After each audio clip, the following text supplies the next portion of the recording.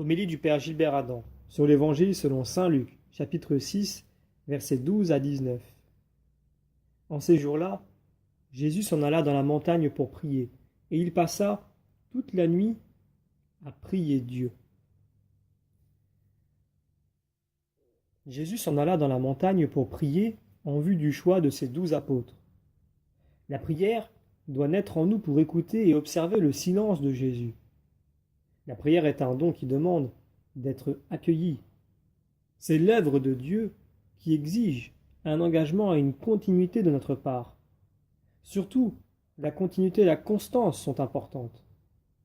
La prière de Jésus est animée par la paternité de Dieu et par la communion de l'Esprit Saint. C'est approfondi d'ailleurs en exercice prolongé et fidèle jusqu'au jardin des Oliviers et à la croix. Nous sommes des témoins de prière dans un monde fermé à l'horizon de Dieu et à l'espérance qui conduit à sa rencontre. Dans l'amitié avec Jésus, en vivant en lui et avec lui, notre relation filiale avec le Père, nous pouvons nous ouvrir vers le ciel. Jésus choisit ses apôtres dans cette relation d'amour avec son Père. L'appel de Dieu pour les apôtres est d'abord une communion d'amour avec le Père. Elle manifeste aussi que nous sommes un peuple d'appelés. Nous demandons la grâce d'être renouvelés fondamentalement dans notre appel. C'est dans la tendresse, la bonté, la beauté que Dieu nous regarde.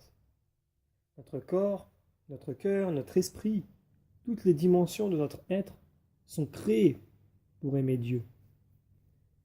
Nous continuons la lecture de l'Évangile. Le jour venu, il appela ses disciples et en choisit 12, auxquels il donna le nom d'apôtres. Simon, auquel il donna le nom de Pierre, André son frère, Jacques, Jean, Philippe, Barthélemy, Matthieu, Thomas, Jacques fils d'Alphée, Simon appelé le Zélode, Jude fils de Jacques, et Judas Iscariote qui devint un traître.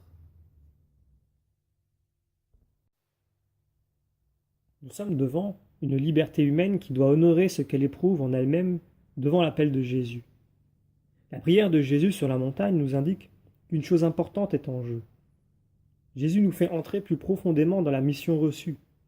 C'est le jour venu qu'il va appeler des hommes pour être avec lui, pour prolonger son action. Un nouveau monde s'ouvre. Jésus, dans sa liberté, se lie à ces hommes pour que d'autres personnes soient touchées. Les apôtres sont remplis de faiblesses, d'incertitudes, mais avec Jésus, ils seront capables de porter la bonne nouvelle. Ils descendent de la montagne avec lui à la rencontre des autres. Ils sont dans le choix posé par Jésus qui a passé la nuit en prière. Ils demeurent cachés dans la liberté de Jésus, dans son dialogue avec le Père. Nous sommes appelés par Dieu, nous aussi. Notre vie se vit sur la terre, mais elle n'est pas de la terre. Dans une grande espérance, nous portons en nous les germes de la vie éternelle et nous voulons les laisser s'épanouir de plus en plus en nous. Nous terminons la lecture de l'Évangile. Jésus descendit de la montagne avec eux et s'arrêta sur un terrain plat. Il y avait là un grand nombre de ses disciples et une grande multitude de gens venus de toute la Judée, de Jérusalem et du littoral de Tyr et de Sidon. Ils étaient venus entendre et se faire guérir de leur maladie. Ceux qui étaient tourmentés par des esprits impurs retrouvaient la santé. Et toute la foule chercha à le toucher, parce qu'une force sortait de lui et les guérissait tous. À la suite de Jésus, nous entrons dans une relation intense avec Dieu. Notre prière va devenir constante, pleine de confiance, capable d'éclairer notre vie, comme nous l'enseigne Jésus. Nous lui demandons de pouvoir communiquer avec les personnes qui nous sont proches, ceux que nous rencontrons sur notre route, la joie de la rencontre avec Jésus. Il est la lumière de notre existence. Notre vie, donnée par Dieu, nous voulons la vivre avec le Christ Jésus. Il nous a donné sa vie que nous recevons dans l'Eucharistie. C'est une vie d'amour, une vie divine sur la terre. Notre vie est continuellement dans l'amour, car nous ne nous appartenons plus. Nous appartenons au Christ. Si nous tombons, nous pouvons nous relever et nous jeter dans le cœur de Jésus qui pardonne tout.